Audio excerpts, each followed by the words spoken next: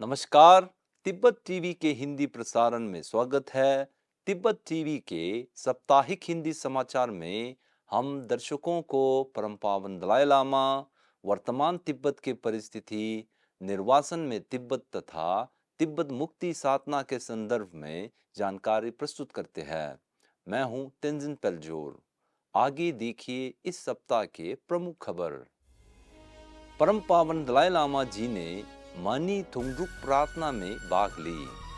सिक्योंग पेम्बा त्सिरिंग का यूरोप के विभिन्न देशों की संसदों में वकालत अभियान। 16वीं कशाक के स्थायी रणनीति समिति के छठे बैठक। तिब्बती स्कूलों ने केंद्रीय माध्यमिक शिक्षा बोर्ड के परीक्षाओं में उल्लेखनीय परिणाम हासिल की। ब्रसल तिब्बत कार्यालय के प्रतिनिधि रिंगजिन खेंखांग ने स्पेनिश संसद में यात्रा कर तिब्बत मुद्दे पर चर्चा की। चीन पर कांग्रेस कार्यकारी आयोग अर्थात CECC के वार्षिक रिपोर्ट में तिब्बत में निरंतर मानवाधिकार उल्लंघन पाया गया था। समाचार विस्तार इस प्रकार से है।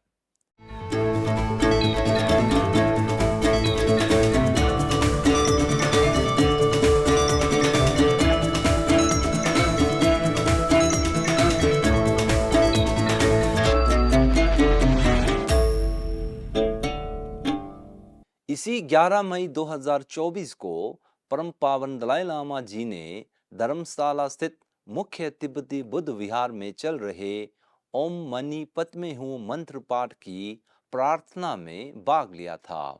ये मनी पाठ सगा दावा यानी वैशाख पवित्र महीने के पहले दिन से शुरू हुआ था। वैशाख के महीने तिब्बती कैलेंडर में बहुत पवित्र माना जाता है। इसी महीने तिब्बती लोग भगवान बुद्ध का जन्म, ज्ञान प्राप्ति और परिनिर्वाण को स्मरण करता है।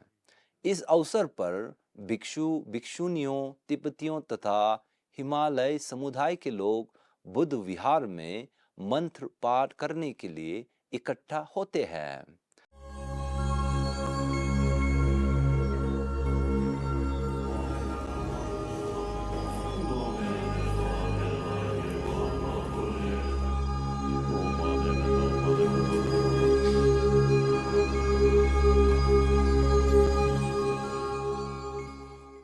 परम पावन दलाई लामा जी का बुद्ध विहार परिसर पहुंचने पर तिब्बतियों, हिमालयी तथा अन्य श्रद्धालुओं ने हार्दिक स्वागत की।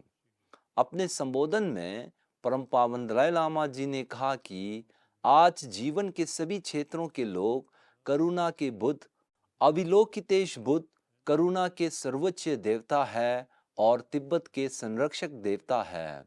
अवलोकितेश बुद्ध पर तिब्बत तथा हिमालयी क्षेत्र के लोगों को प्रेरित करने की विशेष जिम्मेदारी है। उन्होंने कहा कि मेरी धार्मिक मित्र बोधिचित्त और शून्यता की समझ पर ध्यान लगाने की पूरी कोशिश करें। हर सुबह जागते ही ऐसा करें, आप पाएंगे कि यह वास्तव में लाभदायक है। केंद्रीय तिब्बती प्रशासन के सिक्योंग पेम्बा त्सिरिंग का यूरोप के विभिन्न देशों की आधिकारिक यात्रा के दौरान उन्होंने तिब्बत मुद्दे के प्रति अधिक राजनीतिक समर्थन जुटाने हेतु स्विट्जरलैंड, फ्रांस, ऑस्ट्रिया तथा इटली के संसद में हिमायत अभियान की थी।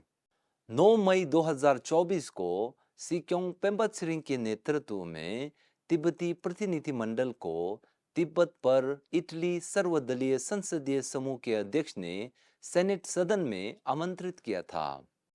बैठक में संसदीय समूह के अध्यक्ष सेनेटर डी प्रतियामो एंड्रिया, उप अध्यक्ष व सांसद एलिनिया मालावासी, सीनेटर जूलियो तेर्ज दी Saint Agatha, senator डोमिनिटा स्पिनेली, Italy Tibet संघ के अध्यक्ष क्लॉडियो कार्डेली, तिब्बत समुदाय के अध्यक्ष छेतिन तथा मैथियो एनगोली ने भाग लिया था। चर्चा के दौरान सिक्योंग ने वर्तमान तिब्बत के गंभीर स्थिति, इटली और तिब्बत के बीच गहरी ऐतिहासिक संबंध तथा इटली द्वारा तिब्बत मुद्दे एवं लोगों के प्रति लंबे समय से समर्थन देने के बारे में जानकारी साझा की। उन्होंने कहा कि इटली वह पहला यूरोपीय देश है जो तिब्बत के साथ जुड़ा है। अपनी ऑस्ट्रिया यात्रा में सिक्योंग पेम्बा के साथ जिनीवा तिब्बत कार्यालय के प्रतिनिधि ठिनले छुकी और स्वैच्छिक तिब्बत हिमायत अभियान के सदस्यों ने सांसद फैका एल नगाशी, सांसद डॉक्टर गुडरिन कुकलेर तथा सांसद हेनरिक बेंटेस्टोटर के साथ मुलाकात की। मुलाकात के दौरान सिक्योंग ने केंद्रीय तिब्बती प्रशासन के लोकतांत्रिक प्रणाली तथा चीन तिब्बत संघर्ष की समाधान हेतु मध्यम मार्ग नीति को समर्थन देने के लिए जोर दिया है। साथ ही उन्होंने ऑस्ट्रियाई संसद में तिब्बत पर संसदीय मैत्री समूह को पुनर्जीवित करने के प्रयासों का नेतृत्व करने की आग्रह किया। इसके अतिरिक्त सिक्योंग पेम्बा ने जूरिक विश्वविद्यालय के विद्यार्थियों को 16वीं कक्षा की राजनीतिक तथा प्रशासनिक प्रयासों पर जानकारी दी। 15 मई 2024 को फ्रांस के राजधानी पेरिस हवाई अड्डा पहुंचने पर ब्रसल तिब्बत कार्यालय के प्रतिनिधि रिंगजिंग खेंखांग, फ्रांस में तिब्बती समन्वयक थुप्तेन सिरिंग, तिब्बती सांसद थुप्तेन ग्यात्सो तथा तिब्बती समुदाय के लोगों ने उनका हर्षोल्लास के साथ स्वागत किए। हवाई अड्डा से सिक्योंग के नेतृत्व में तिब्बती प्रतिनिधिमंडल को फ्रेंच सेनेट में आमंत्रित किया था। सिक्योंग का फ्रेंच सेनेट में तिब्बत पर फ्रेंच सर्वदलीय संसदीय समूह के अध्यक्ष Jacqueline Bruno, senator else Joseph, senator मरी मर्सियर, सेनेटर मरी पियर रिचर, सेनेटर ओलिवर रिएटमैन तथा आने मारी नेटलेक ने स्वागत की। एक अन्य खबरें अनुसार सिक्योंग पेम्बा ने स्विट्जरलैंड के जूरिक शहर में 16वीं कक्षा के छठे स्थायी रणनीति समिति के 3 दिवसीय बैठक में भाग लिया था। बैठक के दौरान रणनीति समिति के सदस्यों ने रणनीतिक कार्यक्रमों की प्रगति तथा समिति के उद्देश्य अनुसार भविष्य की वकालत अभियान पर विचार विमर्श किया था।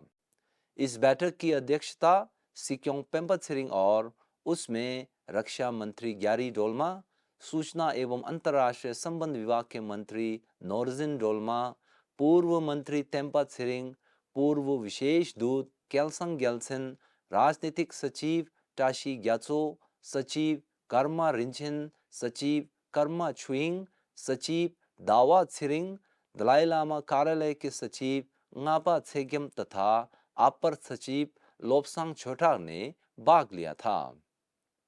आपको बता दें कि स्थायी रणनीति समिति की बैठक साल में 2 बार आयोजन किया जाता है। इसके साथ ही सिक्योंग पेम्बा के नेतृत्व में रणनीति समिति के सदस्यों ने जूरिक सरकारी परिषद के रक्षा मंत्री माननीय मारियो फेहर के साथ मुलाकात की और उन्हें तिब्बत मुद्दे पर लंबे समय से समर्थन देने के लिए आभार प्रकट की।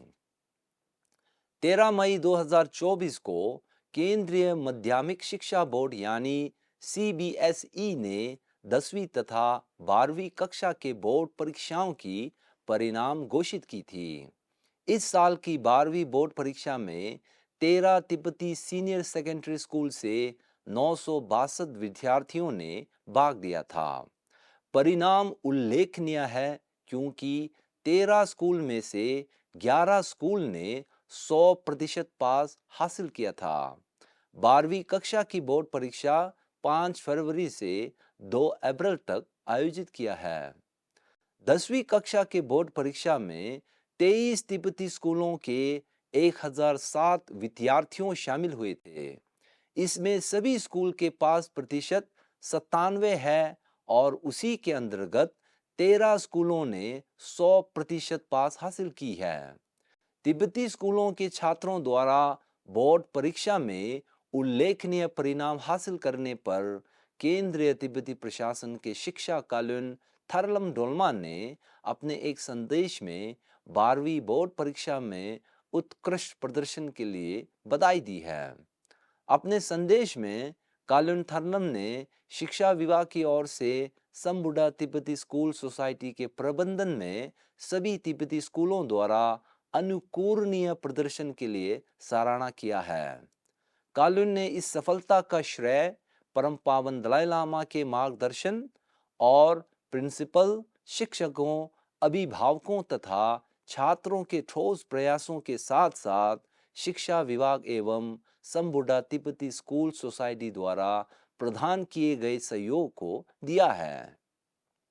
इसी प्रकार शिक्षा कालुन थार्लम डोल्मा अप्रैल मई से शुरू तिब्बती स्कूलों की निरीक्षण यात्रा को जारी रखते हुए उन्होंने 13 मई से लद्दाख स्थित तिब्बती स्कूलों की मुआयना की है। कालुन का लद्दाख पहुंचने पर प्रधान कल्याण अधिकारी, स्थानीय न्याय आयुक्त, स्थानीय तिब्बती विधायक तथा सामाजिक संस्थाओं के प्रतिनिधियों ने हार्दिक स्वागत की।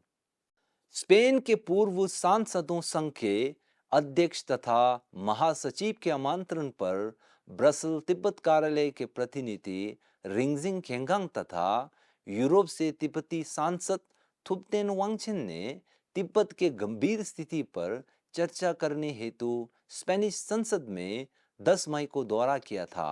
चर्चा के दौरान प्रतिनिधि गेंखांग ने तिब्बत के अंदर मानवाधिकार उल्लंघन तथा चीनी सरकार द्वारा जबरन तिब्बती भाषा, धर्म एवं संस्कृति को चीनीकरण करने के बारे में जानकारी साझा की।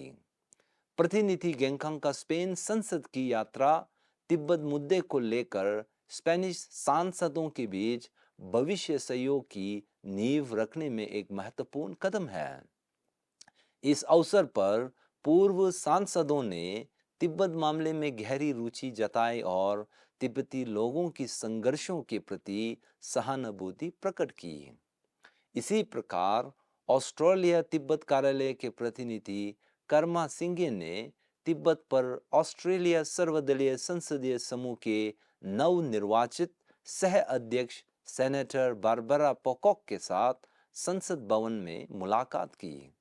इस दौरान प्रतिनिधि कर्मा ने सेनेटर बरपरा को निर्वासित तिब्बती संसद के स्पीकर खेम्पो सोनम टेम्पल और सूचना एवं अंतर्राष्ट्रीय संबंध विभाग के कालुन नोर्जिन डोल्मा का बधाई संदेश प्रस्तुत की है।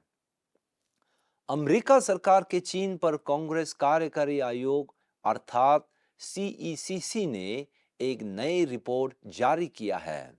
इस रिपोर्ट अनुसार चीनी शासन तिब्बती लोगों को उनकी धार्मिक आस्था प्रकट करने, चीनी नीतियों की आलोचना तथा ऑनलाइन पर सूचना साझा करने के लिए दंडित करके अंतर्राष्ट्रीय मानवाधिकार का उल्लंघन कर रहा है।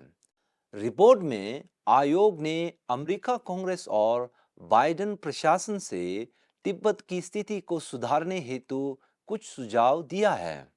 आयोग ने अमेरिका सरकार से संयुक्त राष्ट्र के साथ काम करके संयुक्त राष्ट्र मानवाधिकार के अधिकारियों जैसे मानवाधिकार पर उच्च आयुक्त तथा विशेष दूतों को तिब्बत का दौरा कर तिब्बत की स्थिति जानने में मदद करने की सुझाव दिया है।